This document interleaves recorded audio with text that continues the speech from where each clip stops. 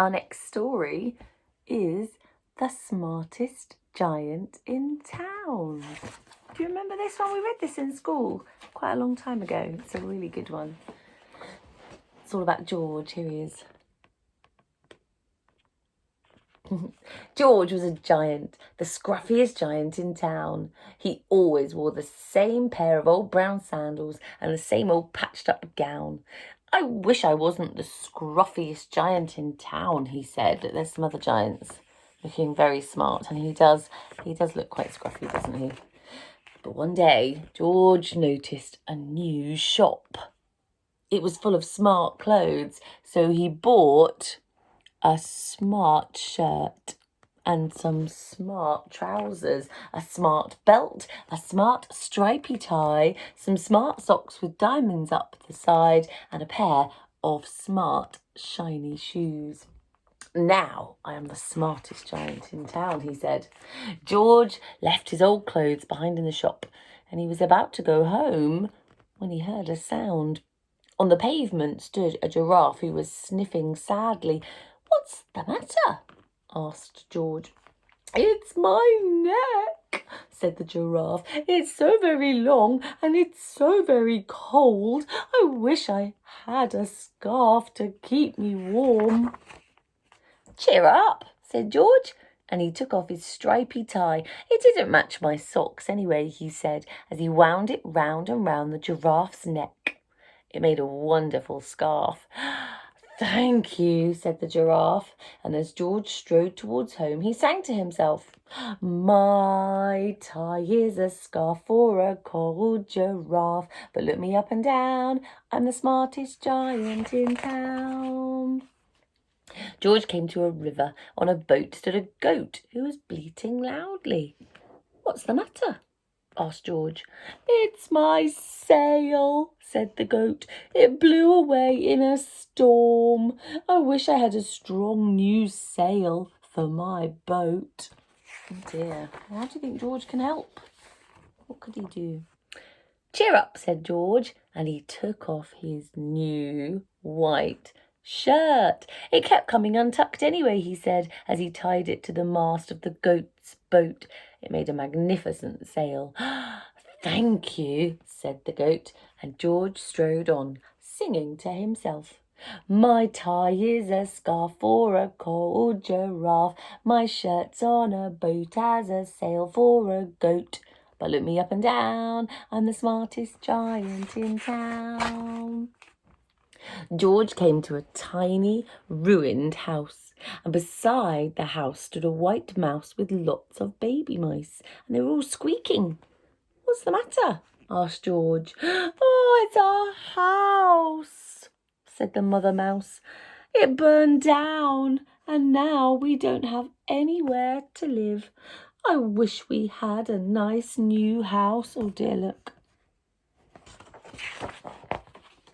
"Cheer up," said George, and he took off one of his shiny shoes. "It was giving me blisters anyway," he said, as the mouse and her babies scrambled inside. The shoe made the perfect home for them. "Thank you," they squeaked. George had to hop along the road now, but he didn't mind, and as he hopped, he sang to himself. "My tie is a scarf for a cold giraffe. My shirt's on a boat as a sail for a goat. My shoe is a house for a little white mouse. But look me up and down, I'm the smartest giant in town." I don't know, hopping with one shoe on and no shirt, not so smart.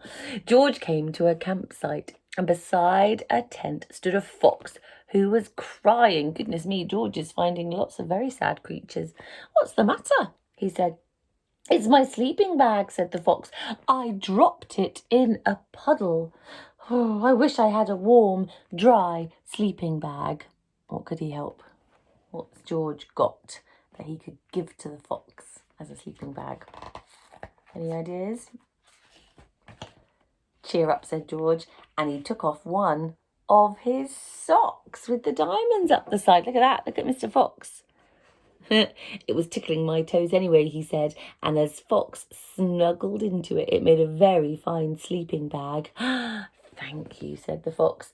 George hopped on. Don't forget, he's still only got one shoe and now only one socks. He hopped on singing to himself.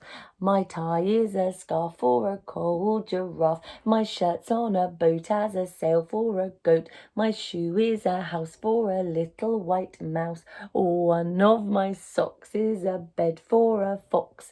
But look me up and down, I'm the smartest giant in town. George came to a big squelchy bog, and beside the bog stood a dog. Look, a bog is like just a big, giant, muddy, sploshy place. What's the matter? Asked George. Well, it's this bog, said the dog.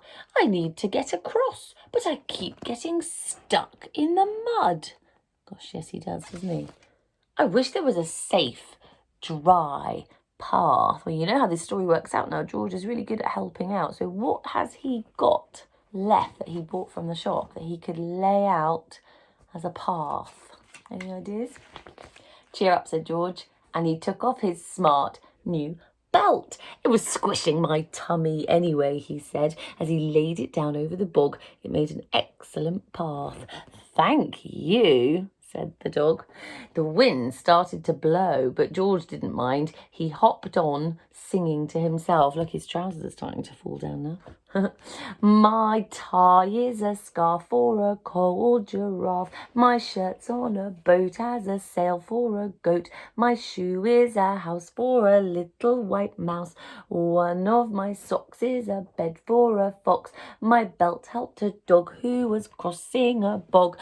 But my trousers are falling down. I'm the coldest giant in town. Suddenly George felt sad and shivery and not at all smart. He stood on one foot and thought, I'll have to go back to the shop and buy some more clothes. So he turned round and he hopped all the way back to the shop.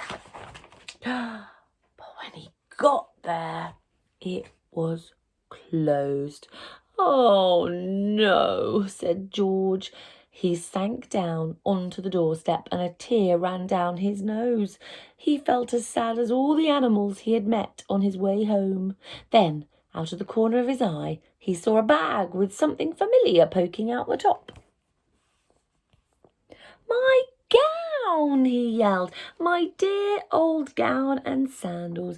And George put them on. They felt wonderfully comfortable. I am the cosiest giant in town, he said, and he danced back home along the road. Now, outside his front door, all the animals he had helped, they were all waiting for him. They were carrying an enormous present. Look, can you see the dog and the giraffe? And there's the little mice and the goat. Absolutely, they're all there ready, aren't they? They had an enormous present for him. Come on, George, they said. Open it. Well, George untied the ribbon and inside was a beautiful gold paper crown and a card. Look inside the card, George, said the animals. And George put the crown on his head and he opened the card. Look, that's what was inside. I'll read it to you. Look, it says, your tie is a scarf for a cold giraffe. Your shirt's on a boat as a sail for a goat. Your shoe is a house for a little white mouse. One of your socks is a bed for a fox. Your belt helped a dog who was crossing a bog. So here is a very fine crown to go with your sandals and gown of the kindest giant in town. How lovely. So it ends up he was the smartest, he was the scruffiest, again, he was the cosiest, but the best of all, he ended up being the kindest. He was very kind, wasn't he, giving away all those things. Maybe he'll go back to the shop tomorrow and get some new clothes. But that was the story of the smartest giant in town. Thanks for listening.